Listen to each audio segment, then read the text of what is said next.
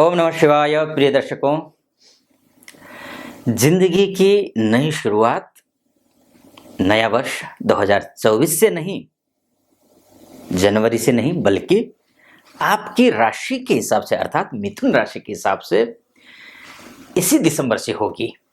ऐसा मैं क्यों कह रहा हूं, ये पूरा डिटेल में मैं आपको बताऊंगा। अगर आप ये मेरे इस वीडियो को पहली बार देख रहे हैं तो चैनल को सब्सक्राइब कर दीजिएगा। पूरा वीडियो देखना, आपको अच्छा लगे मेरा एनालिसिस कुंडली का तो चैनल को सब्सक्राइब भी कर दीजिएगा, वीडियो को लाइक भी कर दीजिएगा। और महादेव का भक्त हूँ। ओम नमः शिवाय शिव जी का महामंत्र है 5 बार, पंचाक्षरी मंत्र है 5 बार या फिर 11 बार। अवश्य कमेंट बॉक्स में जाकर के लिख दीजिएगा अगर वीडियो अच्छा लगता है तो, ताकि आप पर भी महादेव की कृपा बनी रहे। चलिए विषय पर प्रवेश करते हैं। मिथुन राशि वालों के लिए मैं ऐसा क्यों कह रहा हूं कि जो 2024 के जनवरी से नई जिंदगी की शुरुआत नहीं होगी बल्कि दिसंबर से होगी। उसके कई कारण हैं। पहला कारण तो यह है कि आपके राशि का स्वामी कौन है? बुध महाराज हैं। और जो बुध महाराज जो है राशि के स्वामी और आपकी चतुर्थेश दोनों ही हैं, यानी कि स्वास्थ्य को लेकर के, यानी कि आपको मेंटलिटी को लेकर के, आपके मेंटल स्ट्रेस को लेकर के, आप घर खरीदना चाह रहे हैं, गाड़ी खरीदना चाह रहे हैं, मातृपक्ष से किसी प्रकार का कोई अनबन चल रहा हो, या फिर माताजी की तबीयत ठीक नहीं हो, या फिर आपके सगे संबंधी या फिर नाते रिश्तेदार या पार्टनर आपका साथ नहीं दे रहा हो, या फिर प्रॉपर्टी को लेकर कोई डील कर रहे हैं उसमें सफलता नहीं मिल रही है, कोर्ट कचहरी का मामला फंसा हुआ है, तो ये जो महीना है आपके लिए बेहद शानदार रहने वाला है। कारण क्या है? पहली बात तो ये है कि आपका जो राशि का स्वामी बुध है वो केंद्र में है, यानी कि सीधा यहां से अपने ही राशि को देख रहा है, यानी कि आपकी ही राशि को देख रहा है। अगर आपके घर पर आपकी पैनी नजर हो तो स्वाभाविक है आपका घर सुरक्षित रहता है। उसी तरीके से आपके राशि का स्वामी जो बृहस्पति है उसकी दृष्टि आपकी ही राशि पर है, और केंद्र में बृहस्पति का होना शुभ भी माना गया है। वो अलग बात है कि केंद्राधिपति दोष लगा हुआ है, लेकिन उससे भी फर्क नहीं पड़ेगा आपकी कुंडली के हिसाब से। दूसरी, आपका जो चतुर्थेश है, चतुर्थेश होकर के सप्तमस्थ होना बुध का, ये भी शुभ माना गया है। और ये 28 दिसंबर तक बुध महाराज यहाँ पर ही रहने वाले हैं, अर्थात पूरा महीना यहीं रहेंगे, शुभ करेंगे, अच्छा करेंगे। हाँ, 13 दिसंबर से ये वक्री हो रहे हैं बुध। तो 13 दिसंबर से जब वक्री हो जाएंगे, अन्य ग्रह का वक्री होना या मार्गी होना उतना ज्यादा प्रभावी होता है शुभ या अशुभ के क्षेत्र में, लेकिन बुध का, क्योंकि बुध जो है ना सौर मंडल में सूर्य के सबसे नजदीक का प्लैनेट है, सबसे नजदीक का, तो इससे ये अक्सर अस्त और वक्री होता रहता है, इसलिए बहुत ज्यादा प्रभाव आप पर नहीं पड़ेगा। हाँ, सावधानी के मामले में इतना मैं जरूर बोलूंगा कि आपको अपनी दिनचर्या को सही रखनी होगी। दिनचर्या सही बेहतरीन रखिए, यकीनन मैं सही एक भरोसे के साथ कहता हूं, स्वास्थ्य भी और जो मैंने पीछे आपसे कहा उन सभी क्षेत्रों में आपके लिए शुभ होगा, अच्छा होगा। अच्छा, एक बात तो ये। अब दूसरी बात आते हैं आपकी जो शुक्र की स्थिति देख लेते हैं। अगर आप विद्यार्थी हैं, इसके बाद मैं आपके प्रोफेशनल लाइफ में भी आऊंगा, उसके बाद करियर में भी आऊंगा, फाइनेंस की स्थिति को भी देखूंगा। उससे पहले आप अगर किसी लव लाइफ से जुड़े हुए हैं, या फिर आप विद्यार्थी हैं, या फिर आप कोई संतान की प्लानिंग कर रहे हैं, तो ऐसी स्थिति में भी शुक्र जो है स्वगृही है। पंचमेश होकर के पंचमस्त होना शुभ है, स्वगृही है, और शुभ अत्यंत शुभ माना गया है। मूल त्रिकोणेश होकर मूल त्रिकोण में है शुक्र, और ये 25 दिसंबर तक शुक्र जो है वो तुला राशि में ही विद्यमान है। तो इसका मतलब क्या क्या है, बस इतना ध्यान रखना है आपको, पढ़ाई के प्रति फोकस करना है। अच्छा है कहने का तात्पर्य ये बिल्कुल भी नहीं है कि आप पढ़ाई पर लापरवाही बरतें, बिल्कुल नहीं। कर्मण्येवाधिकारस्ते, कर्म तो करिए, कर्म करना है। कर्म अगर नहीं करेंगे तो स्वाभाविक है कि आपको भाग्यवादी बनकर के सब कुछ तो मिल नहीं सकता। भाग्य तो जितना आप कर्म करेंगे उसी आधार पर मैं आपकी कुंडली देख करके बता रहा हूं कि भाग्य आपके साथ है। वो भाग्य के बारे में भी मैं जिक्र करूंगा। तो अभी फिलहाल इन संतान की प्लानिंग कर रहे हैं, विद्यार्थी हैं, उच्च शिक्षा की तैयारी कर रहे हैं, या यूपीएससी की तैयारी कर रहे हैं, दिसंबर के महीने में ही नेट के एग्जाम होते हैं, नेट आप दे रहे हैं या जेआरएफ दे रहे हैं, या फिर किसी अन्य यूपीएससी की तैयारी के साथ साथ में, या फिर अन्य और कुछ तैयारी कर रहे हैं, या फिर आप आइलेट्स की तैयारी कर रहे हैं, विदेश जाने का प्लान कर रहे हैं एजुकेशन वीजा के तहत, उसके लिए भी ये जो समय है ये शुभ समय है, अच्छा समय है। कम से कम 25 दिसंबर तक का जो समय है वो, क्योंकि 25 दिसंबर तक शुक्र यहीं पर रहेंगे। अच्छा, उसके बाद आते हैं हम आपकी कुंडली में सर्वाधिक महत्वपूर्ण फाइनेंस की बात कर लेते हैं, शत्रुओं की बात कर लेते हैं, जो कि आपकी कुंडली के हिसाब से वृश्चिक राशि में मंगल महाराज बैठे हुए हैं। ये जो मंगल हैं ये वृश्चिक राशि में 28 दिसंबर तक हैं। 28 दिसंबर तक वृश्चिक राशि में होने का तात्पर्य ये है कि ये शुभ होगा, ये अच्छा होगा। सभी को देखिए, मिथुन राशि वालों के लिए ना नवंबर से अक्टूबर के 30 तारीख से समय थोड़ा बेहतर हुआ है। पता नहीं चला होगा आपको, पता स्वाभाविक है, पता नहीं चला है, लेकिन नवंबर के अक्टूबर के 30 तारीख से शुरू हुआ है। नवंबर थोड़ा सा कुछ परसेंट बेहतर हुआ है, या नहीं भी हुआ है तो कम से कम इंटरनली चेंजेस हो रहे हैं, आपको बहुत जल्दी पता चलेगा। आपकी कुंडली पर निर्भर करता है कि आपकी कुंडली में कितना ग्रह मजबूत हैं। समय लगेगा, लेकिन शुभ दिशा की ओर ग्रह निकल पड़े हैं, अच्छी दिशा की ओर। नवंबर से बेहतर दिसंबर है।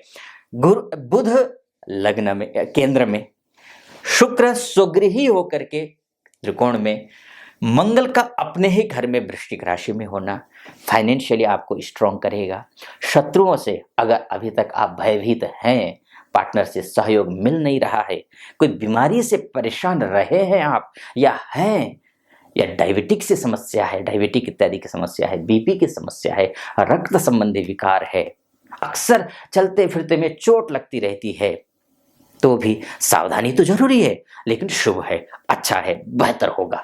ये इस हिसाब से फाइनेंशियली आपके लिए अच्छा है। ये जो महीना है नवंबर की अपेक्षा, कहीं के लेन देन है तो उस लेन देन के लिए आपके पास पैसे पूरी तरीके से ना भी आए, लेकिन व्यवस्था हो जाएगी, इतना मैं आपसे कह रहा हूं। अच्छा, अब मूल बात पे और आते हैं, आपका प्रोफेशनल लाइफ। आप अगर बिजनेस करते हैं तो कैसा है, दाम्पत्य जीवन में समस्या आ रही है तो कैसा है, कोर्ट कचहरी का मामला फंसा हुआ है तो भी कैसा है, इसको भी जानते हैं। उसके साथ साथ में यही बुध ही, गुरु ही है जो कि आपका मान का, आपका सम्मान का, आपके पद का, आपकी प्रतिष्ठा का, आपके पैसे का, और आपके पिता के साथ रिश्ते का, उसके बाद जाकर के आपकी नौकरी का, आपके इंटरव्यू इत्यादि को देखने वाला जो ग्रह है वो गुरु है। और गुरु जो है बहुत ही अच्छी स्थिति में है, आपका सप्तमेश भी है गुरु और कर्मेश भी है गुरु, दोनों ही, और लाभस्थ है, यानी कि अत्यंत शुभ है, बहुत अच्छा है, बहुत शुभ है। निश्चिंत रहें, आपको नौकरी अगर कहीं कोई बॉस के साथ प्रॉब्लम चल रही हो तो भी ठीक हो जाएगी। नौकरी चेंज करने की कोशिश कर रहे हैं, सफलता इतने दिनों से नहीं मिल पा रही है, तो सफलता मिलने की संभावनाएं दिखाई दे रही हैं। इसके साथ साथ में और नौकरी इंटरव्यू देते हैं, लेकिन सब इंटरव्यू में सिलेक्शन नहीं हो पा रहा है, तो भी बात बनती हुई दिखाई दे रही है। अगर आप दाम्पत्य अब शादी करना चाह रहे हैं और शादी की बात बन नहीं पा रही है, और कहीं ना कहीं कोई ना कोई पेच फंस रहा है, तो ऐसी स्थिति में भी ये जो बुध, ये जो सिचुएशन है ग्रहों का इस दिसंबर के महीने में, ये आपके लिए शुभ है, अच्छा है। कहीं भी या तो रिश्ते आएंगे, या तो रिश्ते आने के साथ साथ में बात बनेगी। अभी तक क्या हो रहा था, या तो रिश्ते आ नहीं रहे थे, और आ भी रहे थे रिश्ते तो भी बात बन नहीं पा रही थी, वैसा घर नहीं मिल पा रहा था जैसा आप चाह रहे थे। लेकिन विवाह के लिए सुयोग्य वर या सुयोग्य वधु आपको मिलेगी, निश्चित रूप से मिलेगा। तो शादी का योग भी कोई घर में मांगलिक कार्य के लिए शुभारंभ दिसंबर के महीने से हो जाएगा। जहां तक बात है कोर्ट कचहरी के मामला फंसने का, तो ये यहाँ भी ठीक हो रहा है। कारण क्या है, देखिए, पहली बात तो ये है कि बृहस्पति वक्री हैं। दूसरी बात यह है कि दिसंबर के पहले तारीख को जो बृहस्पति है, ये बृहस्पति जो है वो 12 अंश 53 कला के रहेंगे। ये बहुत शुभ कला है। ये जो डिग्री है बृहस्पति की ना, ये आदर्श डिग्रियों में गिना जाता है, बहुत अच्छी डिग्री। 1 दिसंबर को ये डिग्री है। उसके साथ साथ में वक्री है तो 11 अंश 23 कला, 11 अंश 23 कला, ये कितने तारीख को है, ये 31 तारीख को, 31 दिसंबर को ये, यानी कि 11 और 12, तो यानी कि 12 अंश 23 कला, यानी कि 13 डिग्री इसको मानकर चलते हैं। ज्योतिषीय भाषा में जब कल अंश से आगे निकल जाता है, कला में पहुंच जाते हैं, तो नेक्स्ट अंश को हम काउंट करते हैं। जैसे 12 अंश 53 कला है, तो ये 13 कला का ये है और ये 12 कला का ये है, ये मानकर चलिए। यानी कि 12 और 13 कला आदर्श कला है। काम आपका बन सकता है बशर्ते आपके लग्न कुंडली में अगर गुरु अच्छा हो तो। देखिए, आपके लग्न कुंडली में ही गुरु अगर नीच का है, सुसुप्त अवस्था में है, उसके बाद जाकर के अस्त है, षडबल में कमजोर है, नवांश में कमजोर है, मान के चलिए आप काम करते हैं, कार्यरत हैं और नौकरी करते हैं या व्यवसाय करते हैं, अब गुरु आपकी कुंडली में दशमांश कुंडली में बहुत खराब स्थिति में है, मानकर चलिए पौत्रिक में है या फिर नीच का हो गया है दशमांश कुंडली में, तो ये जो मैं फलादेश कर रहा हूं ना, ये आपको आप पर सटीक नहीं बैठेगा। दशमांश अर्थात पूरा पूरा आपका पूरा दायित्व, जो आपके जो भविष्य का जो दायित्व है वो डिपार्टमेंट दशमांश संभालता है।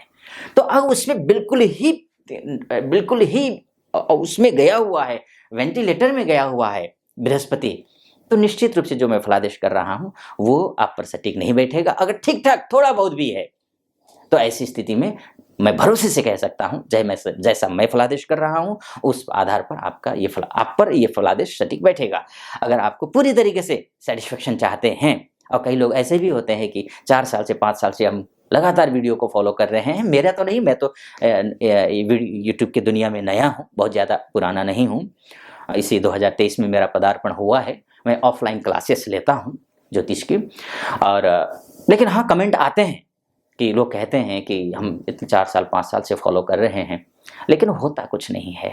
अच्छा तो बोलते हैं लेकिन होता कुछ नहीं है। तो ऐसी स्थिति में तो मैं यही निवेदन करूंगा कि अगर इतने सालों से आप फॉलो कर रहे हैं लेकिन सफलता नहीं मिल पा रही है, तो कहीं ना कहीं कुंडली एक बार दिखा लीजिए, या फिर आप आसपास में कोई अच्छे योग्य एस्ट्रोलॉजर हो उनको दिखा लीजिए, या फिर आप अगर असहज महसूस करते हैं आसपास में कोई एस्ट्रोलॉजर हैं तो, या तो नहीं होंगे, या हैं तो फिर थोड़ा अपनी पर्सनल बातें शेयर करने में थोड़ी दिक्कतें होती हैं, मैं जानता हूं इस बात को।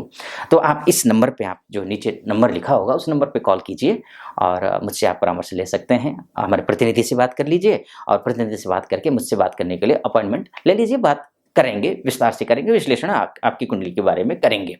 तो एक तो ये हुआ, तो प्रोफेशनली अच्छा है, सब कुछ अच्छा है। मैं थोड़ा शनि पर भी जाना चाह रहा था लेकिन लंबा हो जाएगा वीडियो, तो कुछ उपाय भी बताना चाह रहा था, क्योंकि बात इतना कहने के लिए होती है ना कि अथाह समंदर है ये, तो कहने के लिए बहुत कुछ होता है, लेकिन मैं इस वीडियो को यहीं पर समाप्त करता हूँ। आपको कैसा लगा वीडियो? अच्छा लगा हो तो पहली बार देख रहे हैं तो चैनल को सब्सक्राइब कर दीजिएगा और वीडियो को लाइक कर दीजिएगा। कमेंट बॉक्स में जा करके ओम नमः शिवाय 5 बार या 11 बार जरूर लिख दीजिएगा। फिलहाल अनुमति दीजिए। ओम नमः शिवाय।